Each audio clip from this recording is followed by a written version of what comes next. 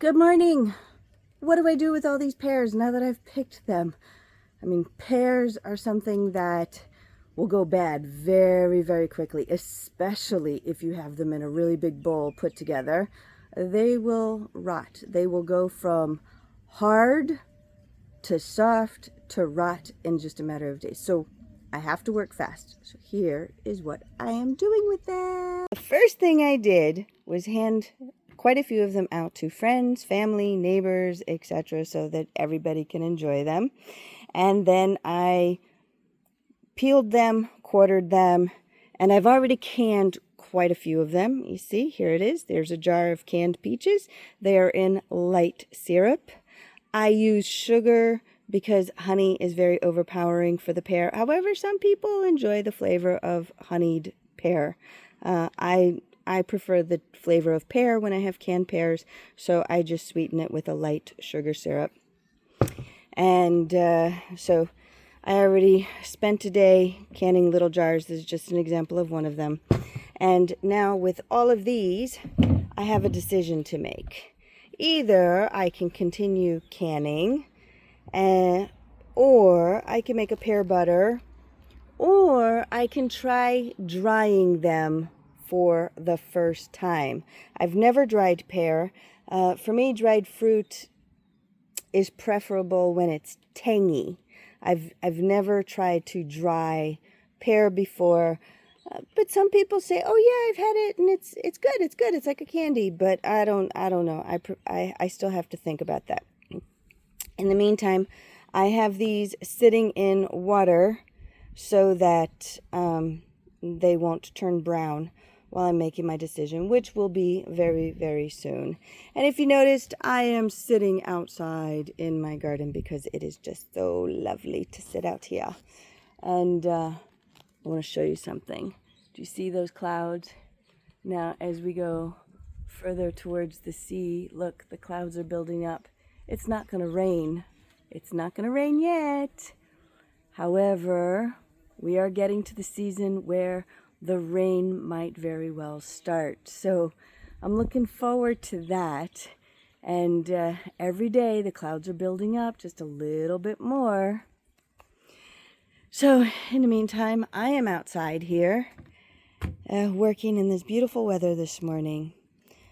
And let's see what I decide to do. All right, I decided to just go ahead and try a fruit leather this time. So the first thing I have to do is blenderize the pears.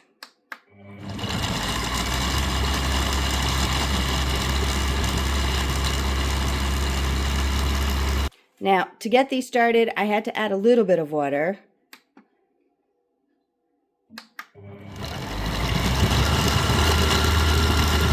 You got to make sure it's nice and blenderized. If there are no more solids in there, that it's an even blend.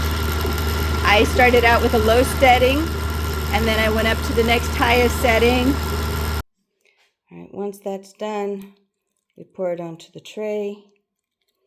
Now, I see there are lumps, and that's okay. I'm going to just take out the lumps. See that? I'm going to take that out, and I'm going to just put those back in to blenderize some more. That is if there are a lot of them. If it's just a few of them, I'll just go ahead and eat it. So you spread this around evenly. I think we need to take out the seeds as well. Put those on the side for now. Anyway, I'm going to get this all spread out and then show you what it looks like once it's spread out. All right, I have it spread out on the tray, nice and thinly. I tried to get it as evenly as possible. It fills the whole tray, and that is how much I have left after filling the tray. Put it in the dehydrator and fill the next one. Now that I have the pear spread in the dehydrator dehydrating, and I thought I would just go ahead and show you how I would can some pears. Now, I've already canned a lot of pears. I have quite a few jars, but I thought I would do one just for you guys. So what I did is I filled up a jar with pears, filled up a jar, and now I'm going to take just, hold on one second, change hands, that might help.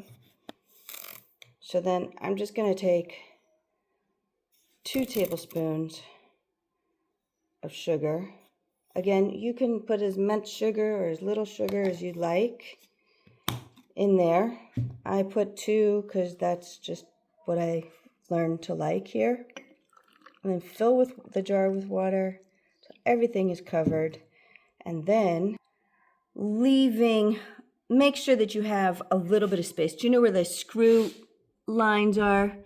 Okay, just make sure that the water comes up to the screw lines and that nothing is above the actual screw lines.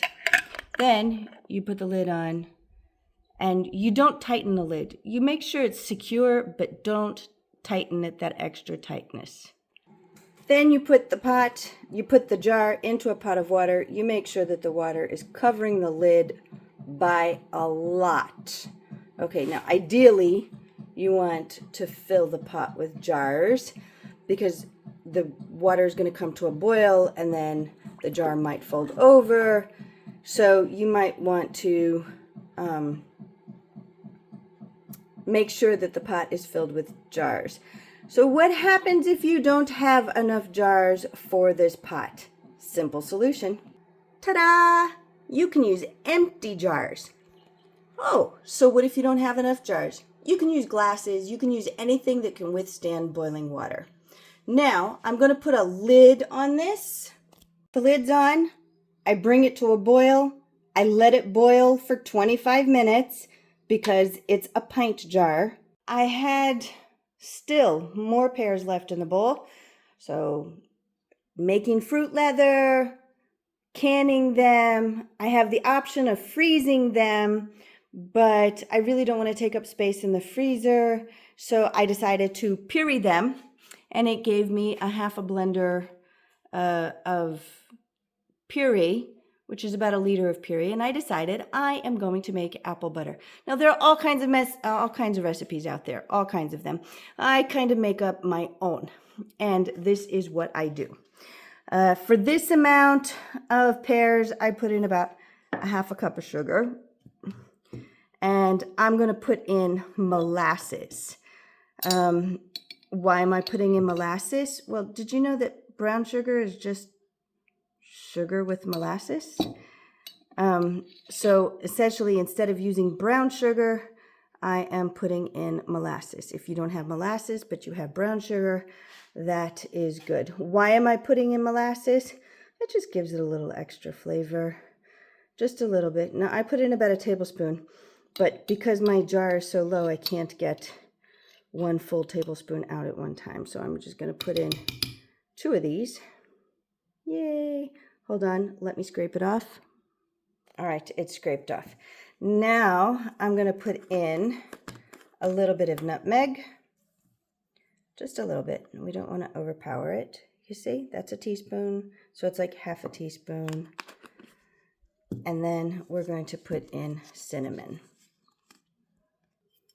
We're going to put in a little bit more cinnamon. That's it. All right. Now I am going to blenderize this again on low just to mix it up. Get that nice and mixed up, really good. It's got that apple butter color to it. Now we jar it. And that gave me 3 jars. Yay! Nice thing is, this was so fast in preparing the butter that I could add it to the can that I was showing you for the canned pears. So, yay! That's it. Let that get into a really, really good boil for 25 minutes, and we're all done. All right, this has been boiling like this for 25 minutes. You see, that is a major boil. That's what it has to be for 25 minutes. And I keep saying 25 minutes, but this is only because these are small jars, pint jars. If they were larger jars, they would require more time. And of course, depending on whether or not it's a fruit, how much the sugar content, if it's a vegetable, if it's, you know, so many different factors for canning. So when I give you instructions for canning, I mean it's for this specific item. There we go. Now we're going to just let these sit until they cool down. The lids will pop. Now I know some of you are going, oh, all of those are store-bought jars. They had things in them before. Yes, they did, believe it or not. But as long as that center goes pop, you know, can still go clack, clack, clack, and as long as the lids are clean, they will reseal. And this is fruit. It's something I use regularly anyway. What's the worst that can happen? I boiled it for 25 minutes. It didn't seal. No big deal. I put it in the refrigerator and I use it. It's not a big deal. The apple butter can sit up in the fridge for at least 2 weeks. You treat it like you do any other jelly. I just want to show you what I mean by the clicking. You see, this is a canning lid. You see it? It's got this circle in the middle. If you push on it, listen, click it, right? So each one of these jars has that circle. Each one of them. If you feel them, they will. And each one would have gone if you pushed on it in the middle. But you see, right here, it's sealed. It's flat. So I know that this jar is sealed because the air, the hot air that was trying to come out, it escaped, created a vacuum, and sucked that little clicky thing, sucked that down. So I know it's sealed. And the same thing here. And the same thing here. And the same thing there. So I know that all of these are sealed. There you have it. So many things you can make with pears. All you have to do is just decide what you're going to do and do it. Does it take long? Nope. Absolutely not. It does not take very long. Now, if you're a beginner, I'll have to admit that yes, it will take a little bit more time because you don't know what you're doing. But the more you do these things, the faster you will get. So this morning, I made pear leather, pear butter, canned pears. I could have frozen pears if I wanted. It's not difficult. You just peel them, cut them. You don't even have to peel them. You just quarter them, eighth them, and put them in a lemon rinse water. Let them dry, you know, pat them dry, and then put them into a Ziploc, and in the freezer they go. It's very simple. But today, fruit leather, canned peaches, and peach butter. Yep, I think I did good this morning. Until next time.